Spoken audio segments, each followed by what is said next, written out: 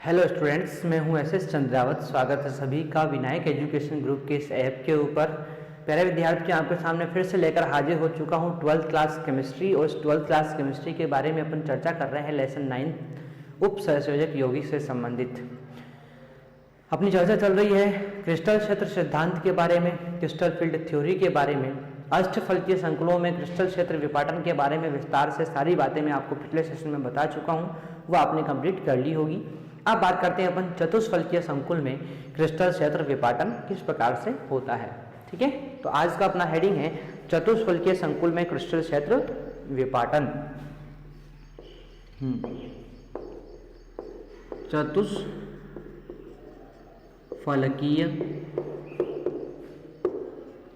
संकुल में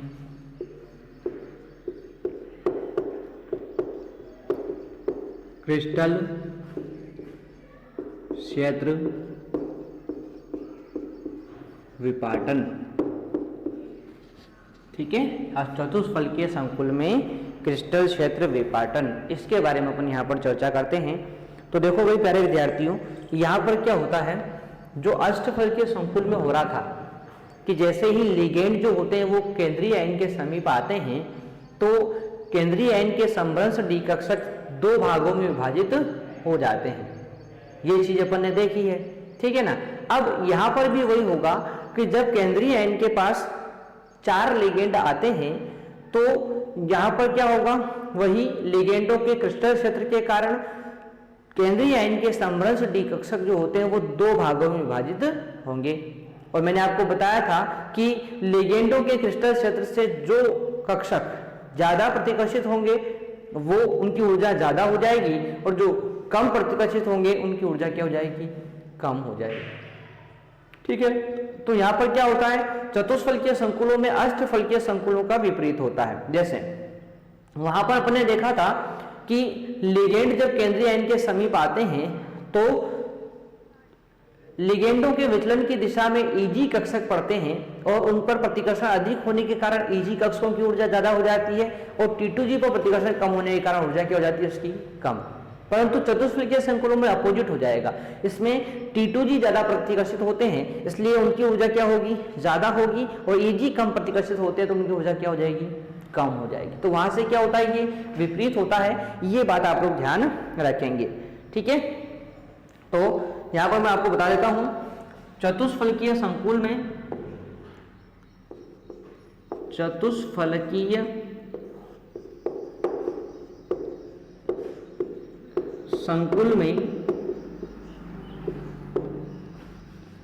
लिगेंडों से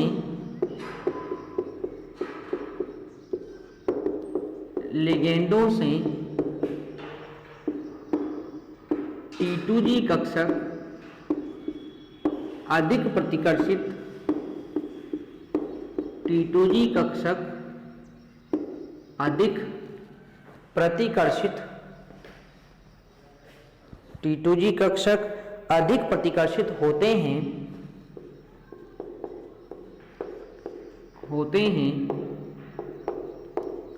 इसलिए अधिक प्रतिकर्षित होते हैं इसलिए इनकी ऊर्जा ईजी कक्षकों से अधिक होती है।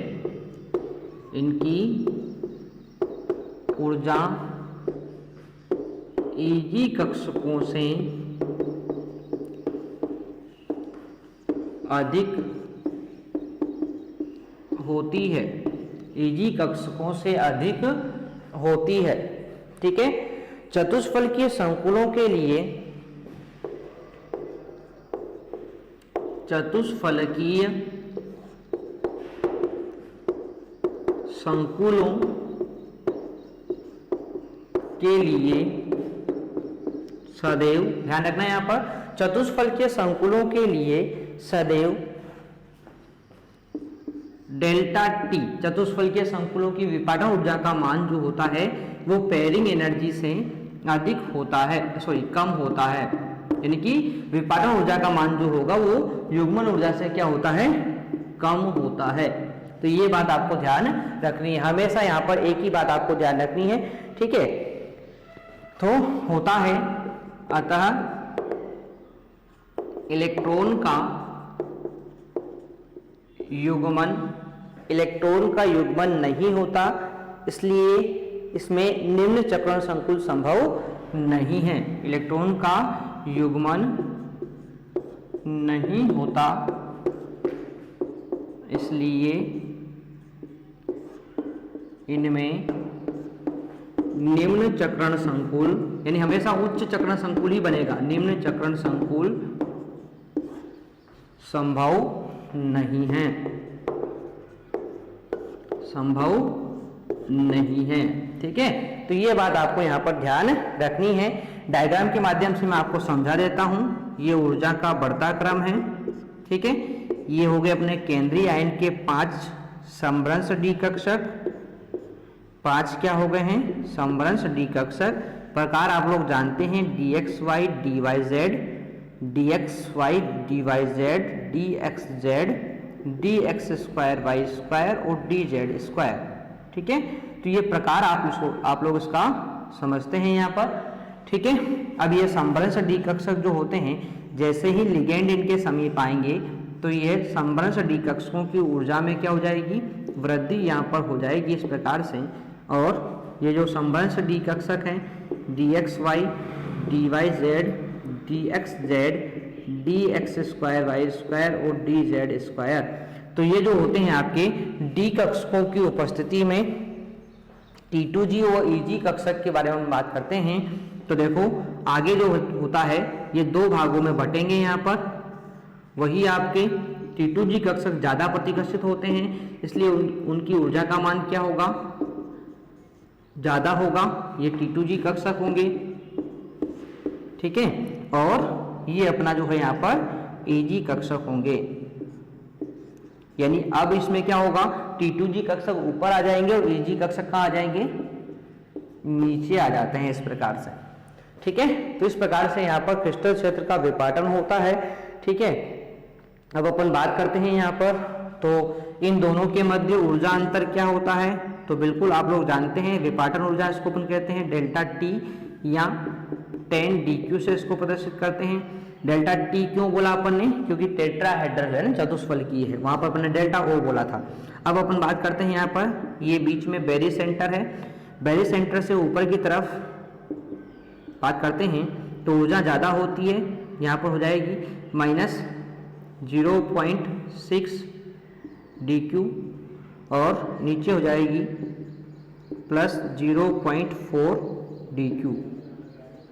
ठीक है, इस प्रकार से आप लोग इसको बता सकते हो। ठीक है, थोड़ा सा चेंजेज यहाँ पर है।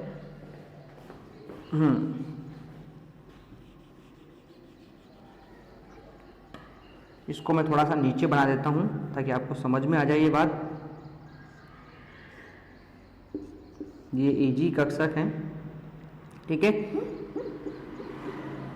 यहाँ पर देखो क्या होता है, यहाँ पर ऊर्जा अंतराल नीचे वाला ज़्यादा होता है, ऊपर वाला कम होता है। तो यहाँ पर -0.6 डेल्टा टी और यहाँ dq बोल सकते हो आप लोग, और यहाँ पर कितना हो जाता है +0.4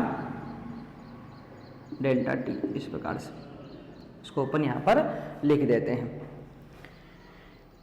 ठीक है, तो ये हो गया अपने बात किसकी? अपने बात हो गई है चतुष्फलकीय संकुलों में क्रिस्टल क्षेत्र विपाटन के बारे में। अब इलेक्ट्रॉन आपको भरना है, तो इलेक्ट्रॉन भरने का सिंपल सा तरीका मैं आपको बता ही चुका हूँ। यहाँ पर क्या करना है आपको कि डेल्टा टी का मान हमेशा क्या होता है? पेयरिंग एनर्जी से कम होता है। यानी इलेक्ट्रॉन कैसे भरेंगे? पहले यहाँ पर इलेक्ट्रॉन आएंगे एकांतर क्रम में, उसके बाद जब 2 इलेक्ट्रॉन भर दिए जाएंगे तो D3 में इलेक्ट्रॉन कहाँ जाएंगे? यहाँ पर आ जाएगा। D3, D4, D5 में इलेक्ट्रॉन यहाँ आ जाएगा। फिर D6 में इलेक्ट्रॉन वापस कहाँ होगा? यहाँ युग्मन होगा, फिर बाद में ऊपर युग्मन होगा। तो इस प्रकार से आपको चतुष्फलकीय संकुल में क्रिस्टल क्षेत्र विपाटन के बारे में मैंने यहाँ पर बता दिया है। इलेक्ट्रॉनिक विन्यास आप लोग उसके अनुसार यानी कि अष्टफलकीय संकुलों के अनुसार ही आराम से यहाँ पर भर सकते हैं। ठीक है, तो ये था अपना चतुष्फलकीय संकुल में क्रिस्टल क्षेत्र विपाटन। आशा करता हूँ आपको ये बात यहाँ पर समझ में आ गई होगी। ठीक है, बढ़ते हैं अपन आगे की तरफ। तो इन चीज़ों को आप लोग साथ के साथ नोट जरूर करते रहेंगे। ठीक है, ताकि जो भी विषय वस्तु है वो आगे भी आपके लिए जो है बिल्कुल आपके दिमाग में स्थायी हो जाए, इसलिए आप लोग उसको क्या करते रहेंगे? साथ के साथ नोट करते रहेंगे। और आपको कहीं पर भी इससे संबंधित कोई डाउट है तो आप लोग क्या कर सकते हैं, कमेंट बॉक्स में कमेंट करके या चैट बॉक्स में कमेंट करके आप लोग मुझे बता सकते हैं, ताकि आपकी सारी प्रॉब्लम का सॉल्यूशन मैं आपको दे पाऊँ। ठीक है, तो इस प्रकार से आप लोग उसको बता सकते हैं। तो आगे बढ़ते हैं अपन, और इसके बाद एक छोटा सा टॉपिक अपना है यहाँ पर। अभी अपन ने पढ़ा है अष्टफलकीय संकुलों के लिए क्रिस्टल क्षेत्र विपाटन ऊर्जा और चतुष्फलकीय संकुलों के लिए क्रिस्टल क्षेत्र विपाटन ऊर्जा। ठीक है, तो कभी कभी अपन से पूछा जाता है क्वेश्चन कि डेल्टा टी व डेल्टा ओ, इसमें संबंध क्या होता है, यानी इन दोनों के बीच में कभी संबंध पूछ लिया जाए तो आप लोग ध्यान रखना, डेल्टा टी बराबर होता है 4/9 डेल्टा ओ। ये संबंध आपको ध्यान रखना है, डायरेक्ट कभी पूछ लिया जाता है आप लोगों से, तो आप लोग ध्यान रखें डेल्टा टी बराबर 4/9 डेल्टा ओ होता है। और ध्यान रखना ये समान धातु के लिए होता है, यानी कि जो संकुल आप लोग ले रहे हो उसमें धातु हमेशा क्या होनी चाहिए, समान होनी चाहिए। समान धातु के लिए ये होता है, असमान धातु है तो फिर उसमें कोई संबंध अपन यहाँ पर नहीं बता पाएंगे। ठीक है, चलो, तो ये बात होगी अपनी इसमें संबंध के बारे में। तो यहाँ तक की बात आपको समझ में आ गई होगी। बढ़ते हैं अपन आगे की तरफ, और अगला टॉपिक अपना आता है यहाँ पर, और ये टॉपिक है आपका क्रिस्टल क्षेत्र स्थायीकरण ऊर्जा। क्रिस्टल क्षेत्र स्थायीकरण ऊर्जा। क्रिस्टल क्षेत्र स्थायीकरण ऊर्जा, इसको अपन बोलेंगे यहाँ पर इंग्लिश में crystal field stabilising energy, CFSE। Crystal क्षेत्र स्थायीकरण ऊर्जा जो होती है, इसके फॉर्मूले आप लोगों से पूछ लिए जाते हैं कभी, तो मैं आपको बता देता हूं। अष्टफलकीय संकुल के लिए, अष्टफलकीय संकुल के लिए और चतुष्फलकीय संकुल के लिए क्या होता है, इसके बारे में बात करेंगे अपन। तो देखो, अष्टफलकीय संकुल के लिए CFSE का मान बात करें अपन, तो ये होता है -4n T2G, 4n T2G plus 6n EG, 6n EG। ठीक है, 6n EG पीछे लगा देंगे अपन DQ। ठीक है, और चतुष्फलकीय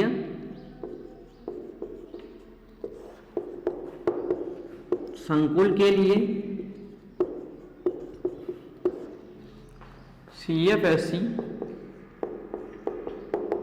बराबर होता है plus 6n T2G plus 6n T2G minus 4n EG, 4n EG। ठीक है, DQ। ये यहाँ पर इसके मान होते हैं। यहाँ n कक्षकों में इलेक्ट्रॉन की संख्या है, यहाँ n बराबर क्या है, कक्षकों में इलेक्ट्रॉन की संख्या है। यानी कि दो फॉर्मूले आपको ध्यान रखने हैं यहाँ पर, और n क्या है, कक्षकों में इलेक्ट्रॉन की संख्या। जैसे कि अपन T2G लिख रहे हैं तो ये n क्या होगा, T2G कक्षक में इलेक्ट्रॉन की संख्या। EG लिख रहे हैं तो ये क्या होगा, n EG कक्षकों में इलेक्ट्रॉन की संख्या होती है। ठीक है प्यारे विद्यार्थियों, जैसे मैं आपको एक एग्जाम्पल यहाँ पर दे देता हूँ और इसको आप लोग सोल्व करने का प्रयास यहाँ पर करेंगे।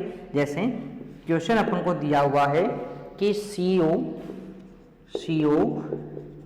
NH3 का होल 6 प्लस 3 के लिए CFSE का मान,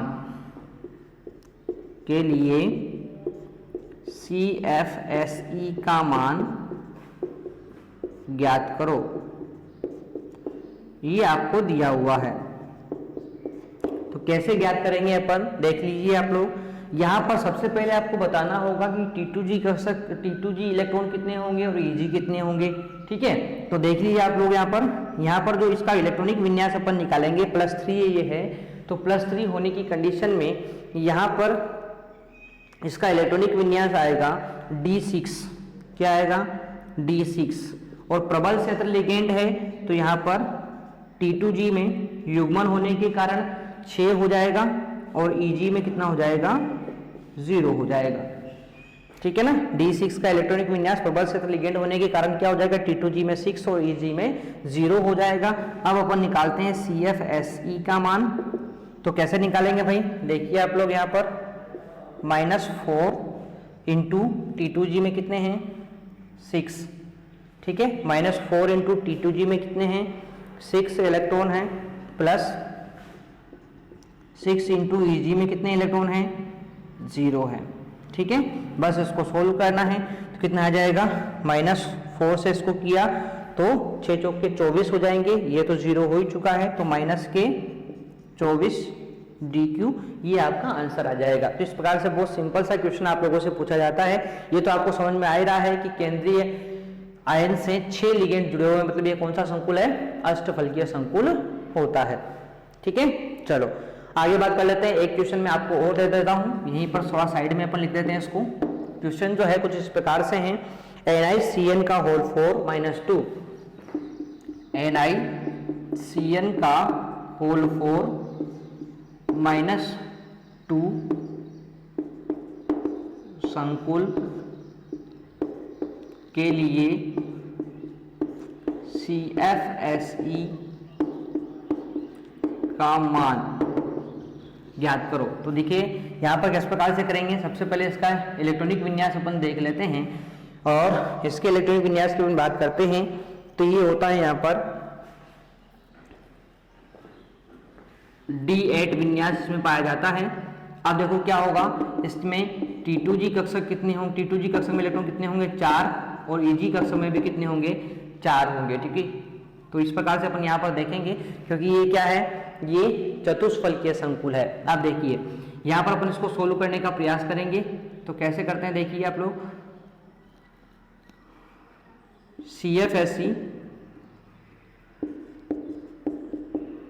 CFSe बराबर फॉर्मूला अब ये वाला लगाएंगे, क्या हो जाएगा यहाँ पर?